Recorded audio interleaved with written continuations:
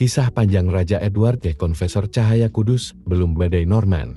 Prolog. Di bawah langit kelabu Albion, di bawah langit yang kelabu dan berat, di antara padang hijau dan sungai yang berliku tenang, lahirlah seorang anak yang akan menjadi penutup zaman. Namanya Edward, kelak dijuluki The Confessor, sang pengaku iman. Ia dilahirkan di Islip, Oxfordshire, sekitar tahun 994, dalam masa paling gelap yang pernah menimpa Inggris. Negeri itu diobrak-abrik oleh bangsa Viking. Desa-desa di pantai timur terbakar oleh obor dan pedang. Rakyat berlari ke hutan membawa anak dan ternak mereka, bersembunyi dari suara trompet perang Denmark.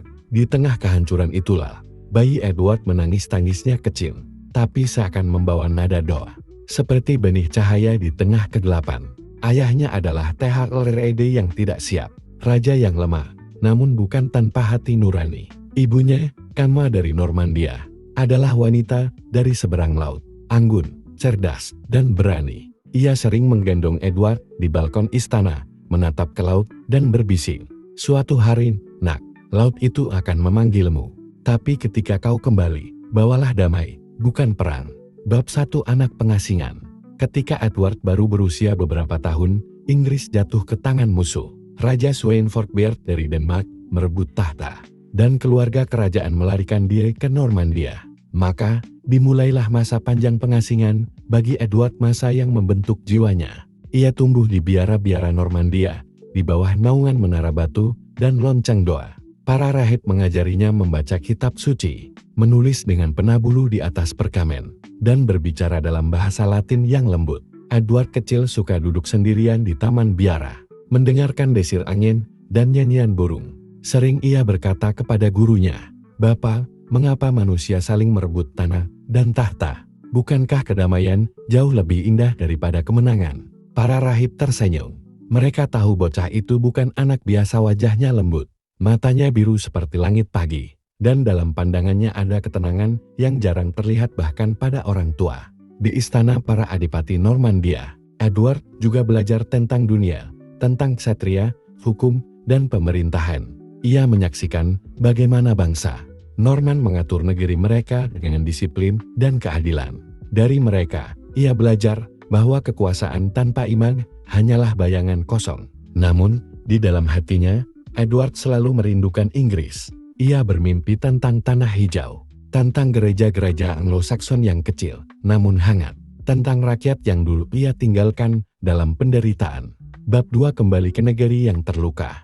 Bertahun-tahun kemudian, setelah Raja Knut dan putranya wafat, Inggris mulai mencari kestabilan baru. Bangsa Danes dan Anglo-Saxon hidup berdampingan, namun kecurigaan masih mengintai. Dalam kekosongan kekuasaan itu, bangsawan Inggris menoleh ke arah Normandia. Di sanalah Edward, putra sah raja lama, masih hidup dalam pengasingan, tenang, tanpa ambisi. Dan pada tahun 1042, takdir memanggilnya pulang. Ketika kapal Edward berlayar menyeberangi Selat Inggris, ia berdiri di haluan. Matanya menatap kabut putih yang perlahan terbuka menampakkan tanah kelahirannya. Ia berbisik dalam hati, "Ya Tuhan, bila ini kehendak-Mu, jadikan aku alat kedamaian-Mu di negeri ini." Penobatannya diadakan di Katedral Winchester. Upacara itu hikmat suara paduan suara bergema, dupa membubung ke langit-langit batu, dan rakyat bersorak, "Long live Edward." Namun di balik sorak-sorai, ada mata yang mengintai. Mata para bangsawan yang haus kekuasaan. Edward menyadarinya, tetapi ia tetap tersenyum lembut. Ia tahu, tugasnya bukan untuk berperang, melainkan untuk menenangkan jiwa bangsanya. Bab 3. Iman di tengah intrik.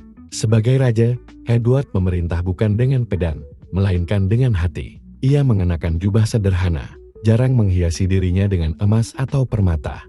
Ia lebih suka mendengar doa biarawan daripada nyanyian para penyair istana. Namun di balik kesalahannya, tersembunyi kecerdasan politik yang halus. Ia tahu betapa berkuasanya Earl Godwin, penguasa Wessex. Demi menjaga keseimbangan, ia menikahi putri Godwin, Edith.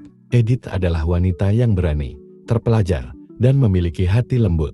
Pernikahan mereka bukanlah kisah cinta penuh gairah, tapi hubungan saling menghormati yang tumbuh dari kesetiaan. Banyak yang berkata Edward memilih hidup tanpa menyentuh istrinya, menjaga sumpah batinnya untuk hidup suci. Dan Edith, walau mungkin hatinya sedih, tetap setia mendampingi sang raja hingga akhir hayatnya.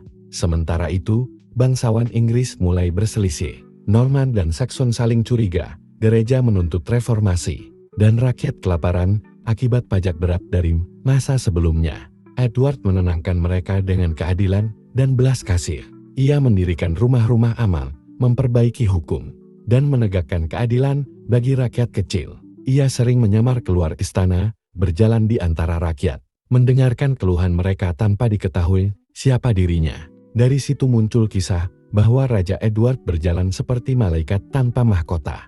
Bab 4 Janji di atas laut. Suatu hari, duta dari William, Adipati Normandia, datang ke istana. Mereka membawa pesan bahwa William adalah kerabat Edward melalui ibunya, dan bahwa sang raja pernah menjanjikan mahkota kepadanya bila wafat tanpa pewaris. Edward tidak pernah mengiyakan secara terbuka, tapi juga tidak menolak keras. Ia orang damai baginya. Janji adalah perkara batin, bukan alat politik. Namun kata-kata itu menjadi bara dalam sejarah. William menafsirkan diamnya sebagai persetujuan, sedangkan bangsawan Inggris menganggapnya fitnah. Dan di antara mereka, Harold Godwinson, bangsawan terkuat di Inggris, menjadi pelindung sejati sang raja, sekaligus calon pewaris yang paling layak. Bab 5 Batu dan Doa di Westminster. Di tengah ketidakpastian politik, Edward menepati nazarnya.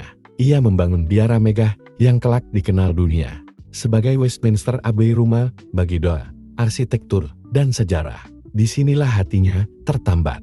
Ia sendiri sering datang untuk mengawasi para pekerja, berbicara dengan arsitek, dan berdoa di antara tumpukan batu. Setiap batu yang diletakkan, katanya, adalah doa yang dibangun. Dan doa tidak pernah hancur, sekalipun kerajaan runtuh. Ia menginginkan biara itu bukan hanya sebagai gereja, tetapi sebagai simbol kerajaan yang tunduk pada kehendak ilahi. Ketika biara itu selesai, suaranya bergetar oleh rasa syukur. Ia berlutut di altar Santo Petrus dan menangis lama, dalam diam yang hanya dimengerti oleh jiwa-jiwa yang siap meninggalkan dunia. Bab 6 Penglihatan terakhir. Musim dingin tahun 1066 datang dengan keras. Salju menutupi atap Westminster. Di dalam istana batu, Raja Edward terbaring sakit. Nafasnya lemah, tapi matanya tetap memancarkan kedamaian. Edith duduk di samping ranjangnya, menggenggam tangan suaminya. Sementara Harold Godwinson berdiri di ujung tempat tidur. Di tengah keheningan, Edward membuka mata dan berkata lirih, "Aku melihat dua malaikat. Mereka datang dengan mahkota cahaya. Tidak lama lagi, aku akan berdiri di hadapan raja di atas segala raja." Air mata mengalir di pipi Edith. Harold menunduk, mencium tangan rajanya, dan berbisik, "Engkau meninggalkan kami dengan damai, tuanku. Aku akan menjaga negeri ini sebagaimana engkau mengajarkannya, dengan iman dan keberanian."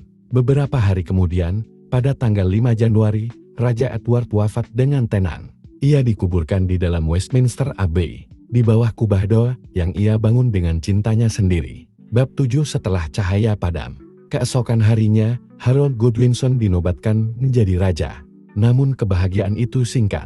Di seberang laut, William dari Normandia bersiap menyeberang, membawa ribuan ksatria dan panji salib. Beberapa bulan setelah kematian Edward, pasukan William menjajak pantai Inggris dan menulis babak baru sejarah di medan Hastings. Namun meski kerajaan berubah, nama Edward tetap bersinar. Ia menjadi lambang zaman lama yang penuh iman dan kesalehan. Epilog Sang Santo dari Westminster. 100 tahun setelah kematiannya, Paus di Roma mengangkat Edward sebagai santo. Ia diberi gelar De Confessor, karena sepanjang hidupnya, ia mengakui iman dengan hidup dan perbuatannya. Rakyat Inggris datang berziarah ke makamnya, memohon mukjizat dan berkat.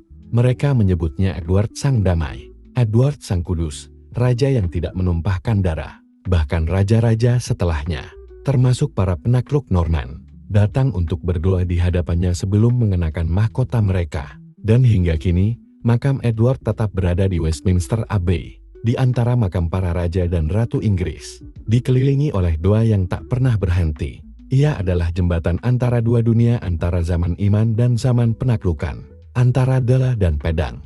Raja Edward the Confessor bukan hanya penguasa terakhir Anglo-Saxon, tetapi juga jiwa terakhir dari kerajaan yang diperintah oleh hati, bukan oleh kekuasaan. 1. Memulihkan dinasti Anglo-Saxon di tahta Inggris. Setelah puluhan tahun Inggris diperintah oleh raja-raja, Denmark Raja Knut dan keturunannya, Edward berhasil mengembalikan garis kerajaan Anglo-Saxon ke tahtanya. Ia menjadi simbol pemulihan bangsa Inggris setelah masa kekuasaan asing, dan pemerintahannya membawa kestabilan setelah periode penuh perang. 2. Menegakkan keadilan dan pemerintahan yang damai. Edward dikenal sebagai raja yang adil dan damai. Ia menegakkan kembali hukum dan sistem peradilan Anglo-Saxon yang sempat rusak akibat perang. Banyak catatan dari para rahib abad ke-11 menyebut bahwa rakyat merasa aman di bawah pemerintahannya. Ia menolak kekerasan, menghindari perang saudara, dan lebih memilih diplomasi serta mediasi antar bangsawan. 3. Membangun dan menyelesaikan biara Westminster Abbey. Inilah warisan terbesarnya. Edward membangun Westminster Abbey, biara besar di tepi sungai Thames, sebagai tanda syukur atas kembalinya ia ke tahta dan sebagai janji imannya kepada Tuhan. Biara itu menjadi pusat spiritual kerajaan Inggris, tempat penobatan raja-raja berikutnya, dan tempat pemakamannya sendiri, yang kemudian menjadi tempat ziarah suci. Bangunan megah ini menandai awal arsitektur Romawi di Inggris, dan hingga kini menjadi simbol suci kerajaan Inggris. 4. Menjadi raja yang saleh dan mendorong kehidupan keagamaan. Edward sendiri sangat religius. Dia sering berpuasa, berdoa, memberi sedekah besar, dan melindungi gereja. Ia mendukung biara-biara, memberi tanah kepada ordo-ordo suci, dan mengangkat uskup-uskup yang berpendidikan serta saleh. Karena kesuciannya, ia disebut Konfesor Sang Pengaku Iman, yaitu gelar untuk orang suci yang hidup suci, namun bukan martir. Rakyat percaya bahwa Edward mampu menyembuhkan orang sakit hanya dengan sentuhan tangannya. Sebuah legenda yang dikenal sebagai The King's Touch. 5. Menjaga perdamaian dan menahan invasi asing. Walau tidak dikenal sebagai prajurit, Edward berhasil menjaga Inggris tetap damai selama 24 tahun tanpa perang besar. Ia memperkuat armada laut dan menjalin hubungan diplomatik dengan kerajaan-kerajaan Skandinavia dan Normandia untuk mencegah invasi. Pemerintahannya adalah masa paling damai sebelum penaklukan Norman. 6. Menyeimbangkan kekuasaan bangsawan. Masa Edward penuh intrik antara keluarga Godwin dari Wessex, bangsawan terkuat di Inggris, dan bangsawan Normandia yang dekat dengannya. Edward cerdas menyeimbangkan kedua pihak. Ia menikahi Edith, putri Earl Godwin, demi menjaga stabilitas. Namun ia juga memberi jabatan tinggi kepada orang-orang Norman yang ia percaya. Hal ini menciptakan keseimbangan politik walau setelah kematiannya. Ketegangan itu pecah menjadi perebutan tahta antara Harold Godwinson dan William dari Normandia. 7. Membentuk pemerintahan yang terpusat dan efisien. Edward memperkuat struktur kerajaan dengan sistem administrasi yang lebih rapi. Ia menata kembali Dewan Witenagemot, Dewan Penasihat Raja yang berisi bangsawan dan rohaniwan. Ia mengeluarkan kebijakan pajak dan hukum yang lebih teratur, dan ia memastikan bahwa keputusan penting kerajaan disahkan secara kolektif. Cikal bakal tradisi pemerintahan konstitusional Inggris. 8. Menjalani hidup pernikahan yang suci dan damai. Ia menikah dengan Edith dari Wessex, namun tidak memiliki anak. Banyak sumber menyebut bahwa Edward memilih hidup selibat sebagai bentuk pengabdian rohani. Ketiadaan pewaris biologis ini menyebabkan krisis suksesi setelah kematiannya, yang akhirnya membuka jalan bagi penaklukan Norman tahun 1066. Namun secara moral, rakyat melihat pernikahannya sebagai contoh kasih tanpa hawa nafsu. Pernikahan kudus. 9. Menjadi teladan iman dan kelembutan. Edward dikenal sebagai raja tanpa amarah. Ia tidak suka menghukum berat atau menindas musuh. Dalam kronik Anglo-Saxon disebut, ia lebih memilih kehilangan mahkota daripada melukai hati rakyatnya. Ia menjadi panutan bagi para rohaniwan, rakyat miskin, bahkan bagi penakluk Norman yang datang setelahnya. William sang penakluk sendiri sangat menghormati Edward dan memerintahkan agar namanya dihormati sebagai santo kerajaan. 10. Dikanonisasi dan dikenang sebagai santo pelindung Inggris. Beberapa dekade setelah wafatnya, banyak laporan mukjizat terjadi di makamnya di Westminster Abbey. Akhirnya pada tahun 1161, Paus Alexander yang ketiga mengkanonisasi Edward sebagai Santo Edward the Confessor. Ia menjadi salah satu santo pelindung utama Inggris bersama Santo George dan Santo Edmund. Hingga kini, patungnya berdiri di Westminster Abbey tempat semua raja Inggris berdoa sebelum penobatan.